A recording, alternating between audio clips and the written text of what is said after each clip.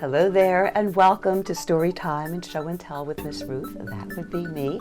My guest today is Nina Sidell. She wears many different hats.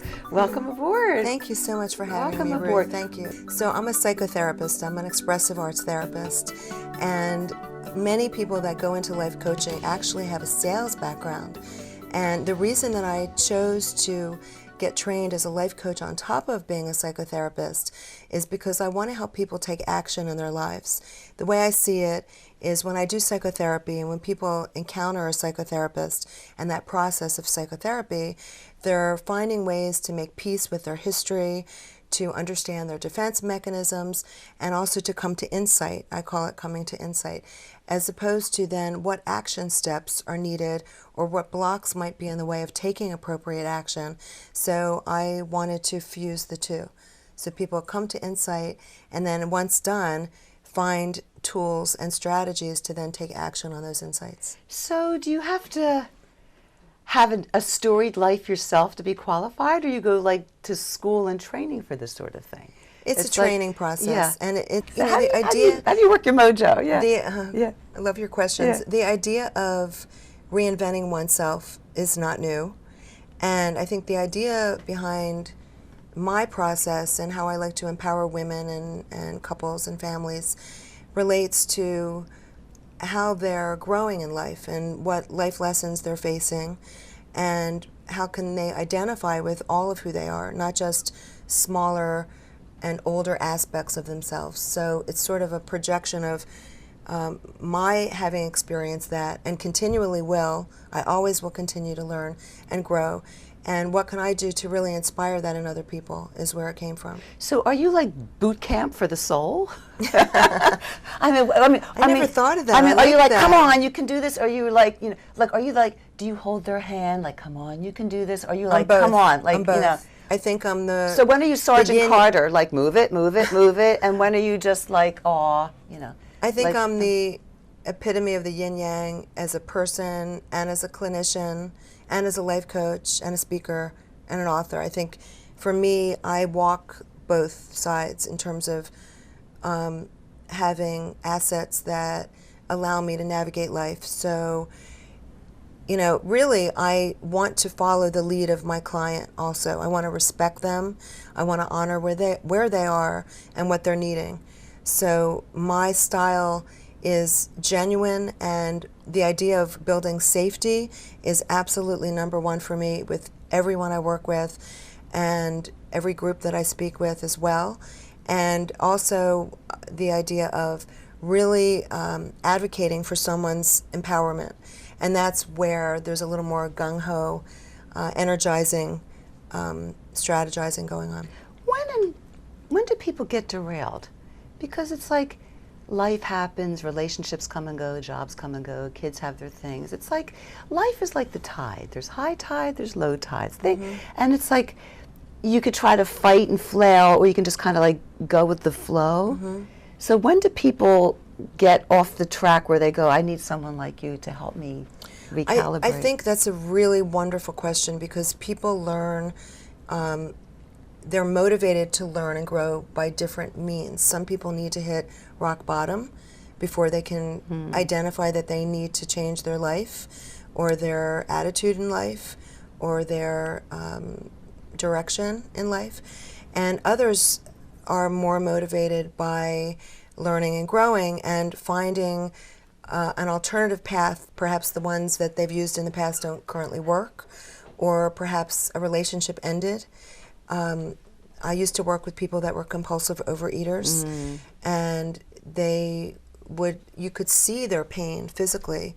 Obese people are easy to identify physically, although they would kind of pad their emotional struggles internally. So, and then there are those who are embracing or hiding other aspects of themselves that they need a safe place, as I mentioned a moment ago, to process and come to a new understanding of perhaps of who they are, to identify with who they are. And with the divorce rate as it is, and kind of veering off to the family-oriented point of this, I think, raising children in our society today And living in our society today in itself can be rather challenging and bring up a lot of unresolved issues that parents have not necessarily resolved until they interact with their child. That might come right up. So, You know, we live in a different culture reasons. of busyness now.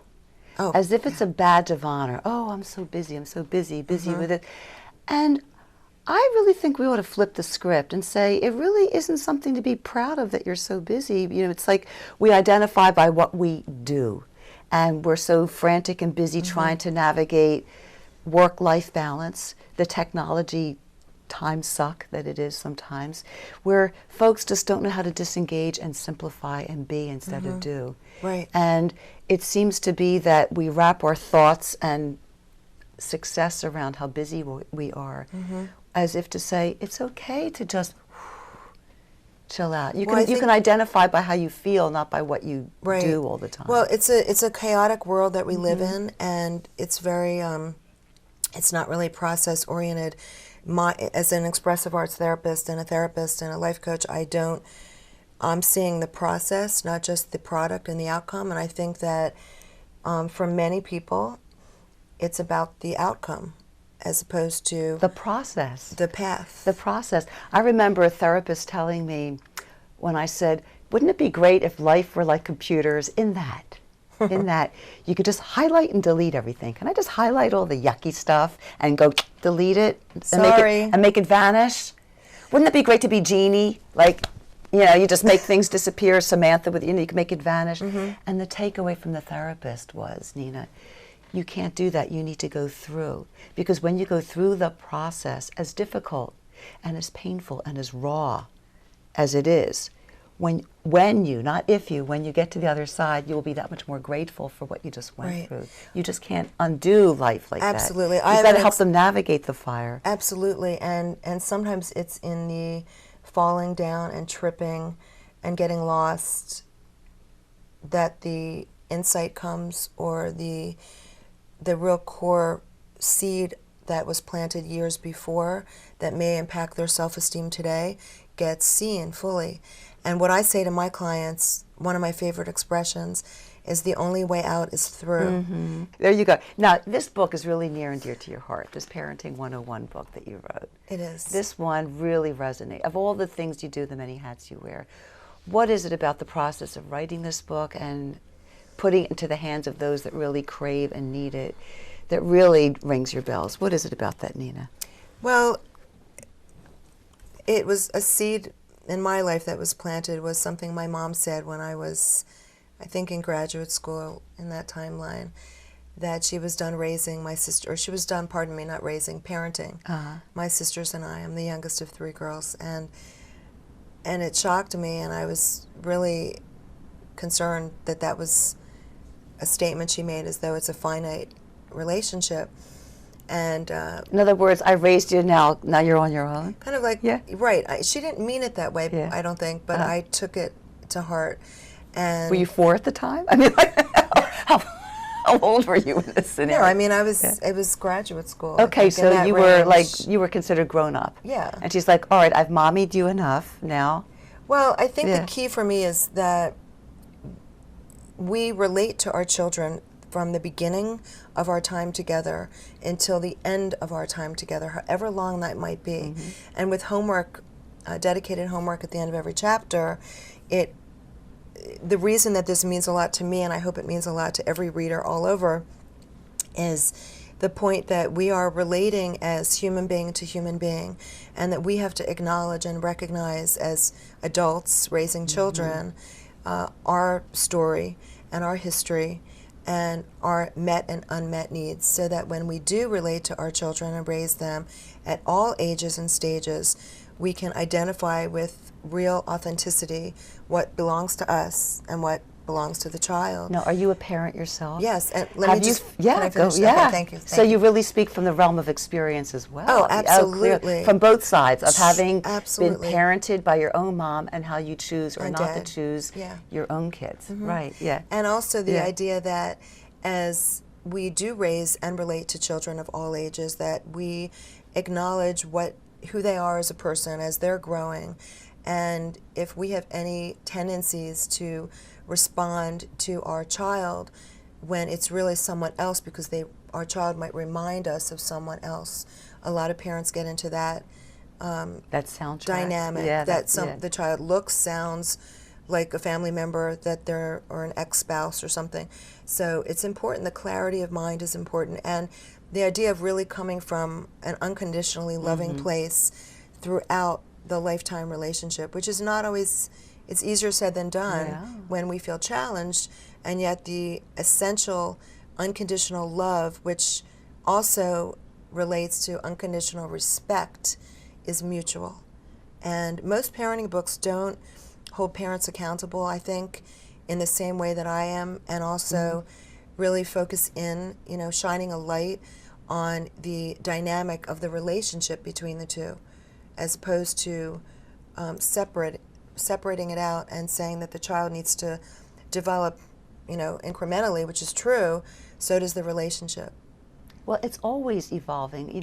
When we parent our children, they're little, and then they're growing up and they're emerging in independence, and then seeing them as young adults. I have a friend of mine who's having a very difficult time letting her kids go to college and beyond because they're leaving the nest. And I said, look at your kids. They're independent, they're successful, they're driven, they're motivated. You did a great job. And here's the takeaway, Nina. We raise our children to leave us. Absolutely. And she is so reluctant. She wants to hold on because she self-identifies as their mom, and now they're giving the eye roll. Mom, it's time for us to go. We're not abandoning you. So what they see is their emerging independence as young adults, as they should at college and beyond. She's seeing as I'm being abandoned. And we're saying, no, they're leaving you, but they're not. She needs to work on right. that. Yeah, I mean, It's the a hardest real- chapter that I wrote, honestly, Ruth, the hardest chapter, there were a few, because I was aligning in my personal as well as professional, but in this case, personal life. When my oldest child was going off to college, I happened to be writing the hardest chapter, which is know when to hold on and when to let go. Oh. And so I was experiencing it as I was writing the words, and now I'm getting ready for my younger child to go to college. So I've had a little practice there. Yeah. And, it's a dance. And, you mentioned the word evolution or evolve. And I feel very strongly that with a healthy relationship between parent and child, that it gives the opportunity for each person to evolve emotionally, spiritually. And it's not only about, I did my job, I'm done, as I said. It's about really allowing, as the famous quote, giving your child roots and wings is, as you say, a huge part of the endeavor of raising a child. Now, I have to call you out on something. Go ahead. It's an awesome book. You got a banging testimonial from Deepak.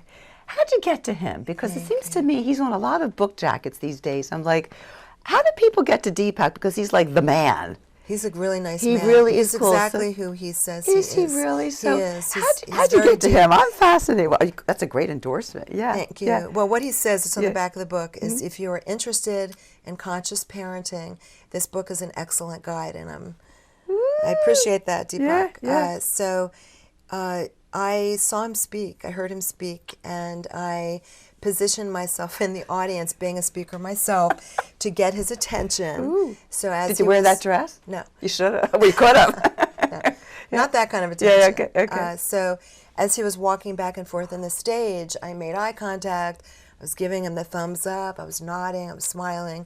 And so I approached him. I kind of skirted out to go early in line for the book signing aspect of the engagement. And I said, "Namaste, Deepak, I'm Nina."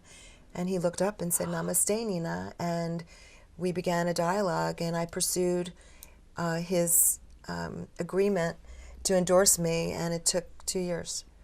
Wow. Same with the Mom's Choice Award, Yeah. which, by the way, is in 50 countries. Isn't that just exciting? That Yeah. wow! I have a cousin that banged out 3 books in 3 years, and she said there's 2 components to a book. She says writing it, you write in solitude, at your laptop yes. or wherever you do Absolutely. your writing. Yes. She went to a beach house because she needed to hear the ocean to write. Other Yes. people just go to the local coffee shop. You see it often. The other side of the coin of the book thing is promoting it and getting it out there.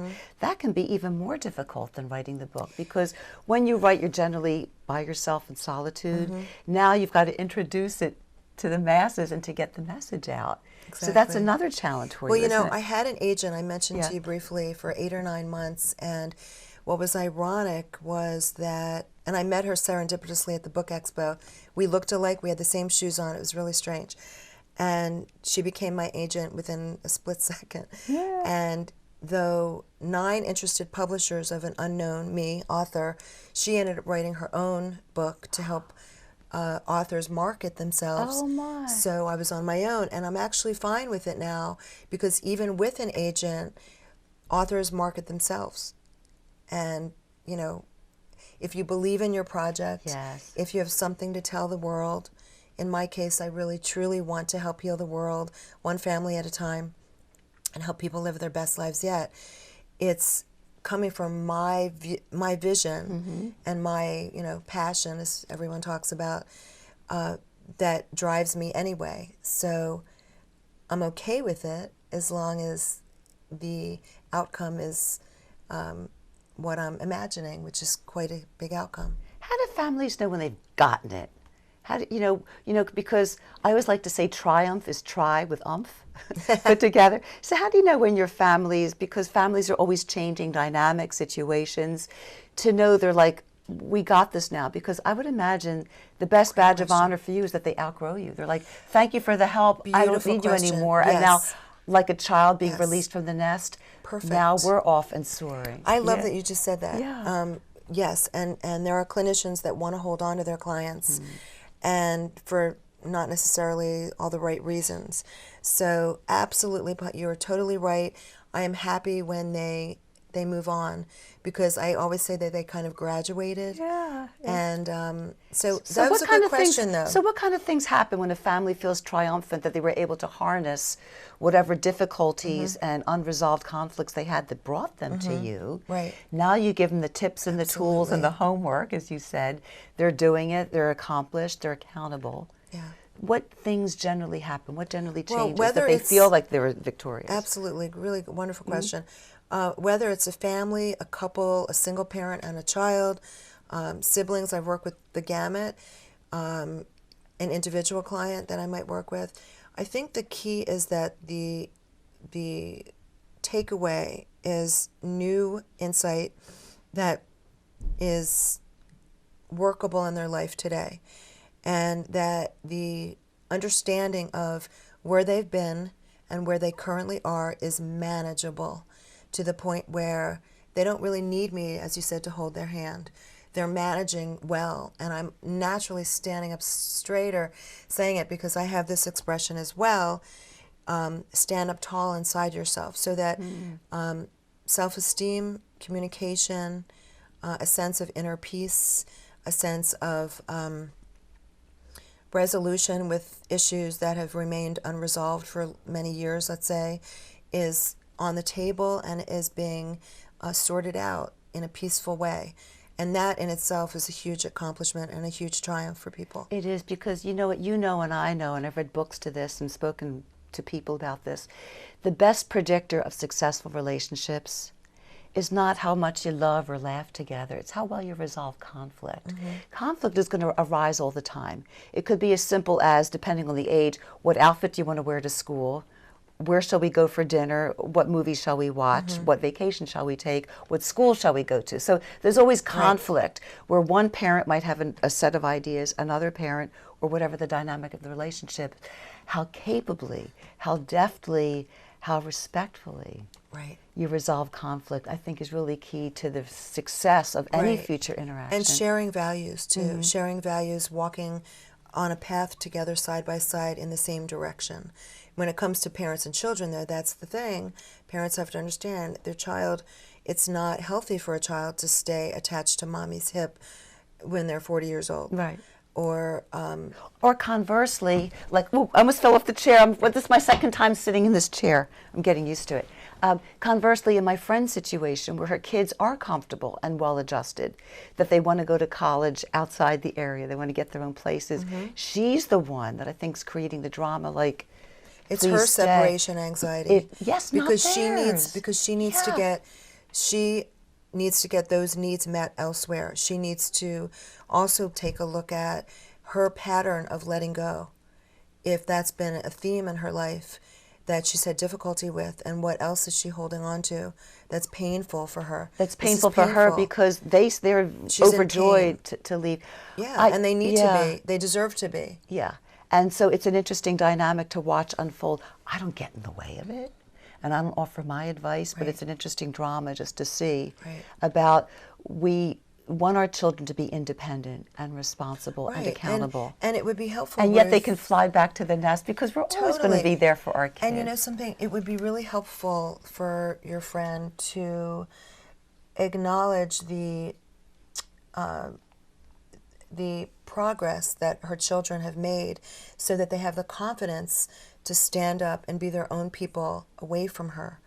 That they And don't frankly, need, Nina, and I they think don't they need need to her. get away. They don't need her like they used to need her. They It's don't. evolved. It's shifted. In another way. Right. I almost really want to say to the kids, attaboy, go. There's the nest. Right, exactly. You can do this, but if your mom is Exactly. trying to do a mind freak on you, then you might be reluctant to even take that first And step. then there's guilt and resentment that will accumulate for them maybe when they are away from her, instead of feeling that sense of, oh, yay, Yeah.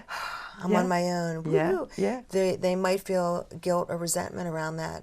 So really, that's the perfect example of why parents have to do the work. Yes, and they not do. only expect their children to do their schoolwork and to be well-mannered and to, be the epitome of what they're hoping their child will be.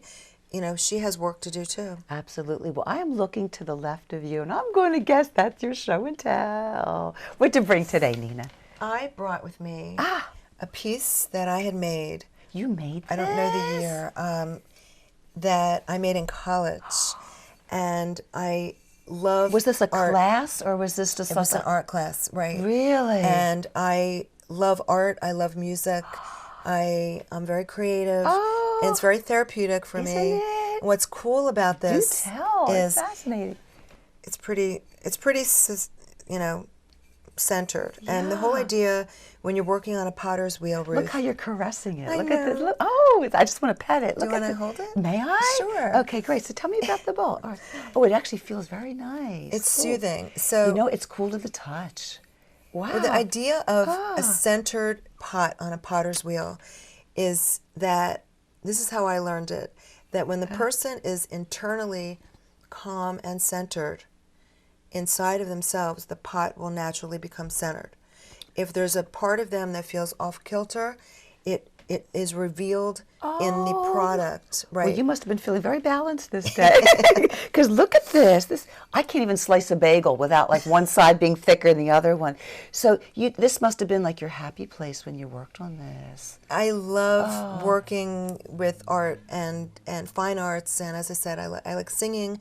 I love writing. I enjoy drawing as well. Now, did you paint this as well, or was this the color of the clay? Oh when- no, I chose this color. Yet I have to tell you, when you do treat clay and you put it in the kiln, it's often a surprise in terms of what color will come Yeah. out. Isn't that life? So, right. I put all this stuff in life's Right. kiln. Right. I let it marinate and cook. Some days are hotter than others. Some situations are hotter than others. And I don't know what's going to happen when it comes out. Just that it will be original. In some way, it will be a work of beauty. And it will be quintessentially my co-creation. What a metaphor for life and everything. Thank you so very much. Thank you so much. What a joy. I'm going to let you hold back your show and Thank tell you. because I'm It was very wonderful to be klutzy. here. It Thank is a you. joy. My guest today on Storytime and Show and Tell is Nina Sidell. She wrote a wonderful book. It's called Parenting for Life, and more about her at her website, Live Inspired with Nina. And for those of you tuning in from wherever you're tuning in, thanks for being with us.